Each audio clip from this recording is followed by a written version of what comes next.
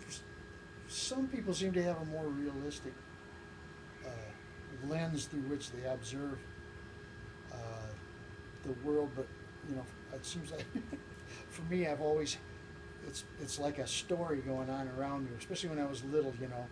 There's this cartoon series called Calvin and Hobbes, in which the little boy, he's got a little stuffed animal, and he anthropomorphizes the thing into just like it's another being, like another human that talks to him and stuff.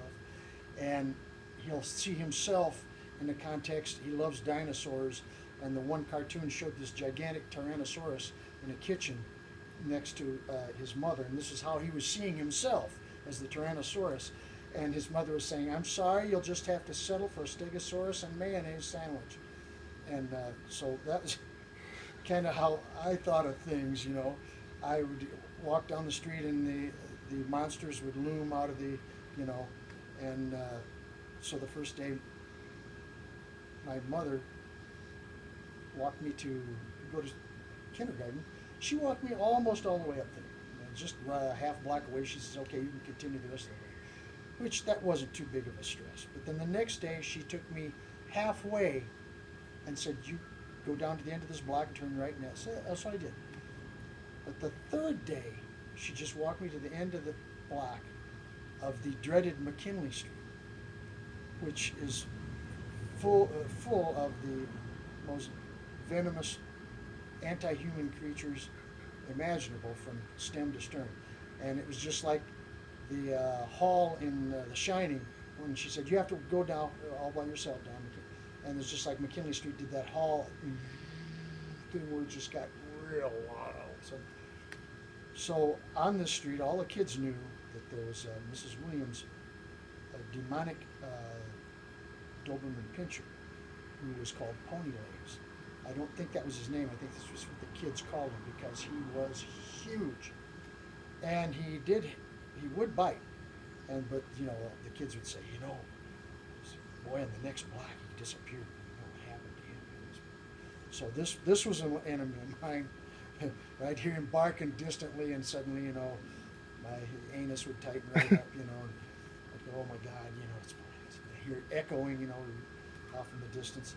And then on the other side of the house, this woman was probably the nicest woman ever, but she didn't like kids on her lawn, and she had this gigantic mole or something on her nose that you could actually from a distance see the hairs sticking out like a broom or something.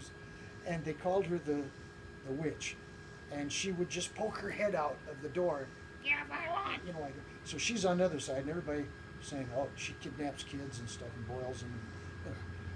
Well, I believed all that junk, And then further down the row was the Crosbys, and these people had animals. And when I mean animals, I don't mean a dog and a cat. I mean they had iguanas and parrots and boa constrictors, and they had this one bizarre thing called a chuckawalla that has hinged ribs and could flatten itself out as a big lizard, and disappeared for 3 months while estivating, and rammed itself in their couch, and they found it in the spring, and it was just fine.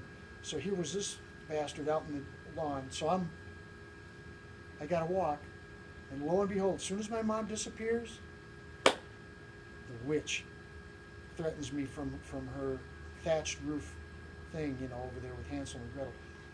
I freak out. I start running. And as soon as I did, I looked down between the houses. Here goes Pony Legs running back and forth, sniffing. So I run even faster.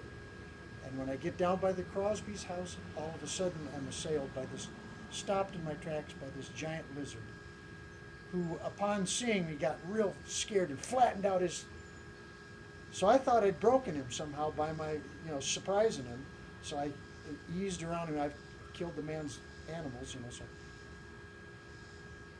ran the rest of the way down to the end of the block. I turned around, and it was just like I thought that was it. It's over. And when I turned around, there standing, it was also the Crosby's animal. It was a crow. They had a pet crow, which I didn't know you could split their tongue or something, and it would make them that you could teach them to talk just like a parrot. Well, at 5 years old, I didn't know that. It's the furthest thing from my mind. And he stood there and just looked at me, and I apparently was friendly with humans. I didn't know that. To me, it was like an East German border guard at the Berlin Wall or something. I just was paralyzed. Just got out of this traumatic thing with the dog and the witch and the Chuckawallas, and now here's this damn crow. And just as my paranoia began to really intensify, to make it even worse, all of a sudden the crow says, "Hi, I'm Tom."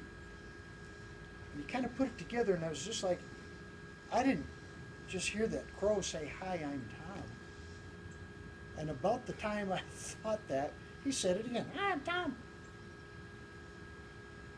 So I didn't know what to say. I stood there like, I said, "Hi, I'm Neil."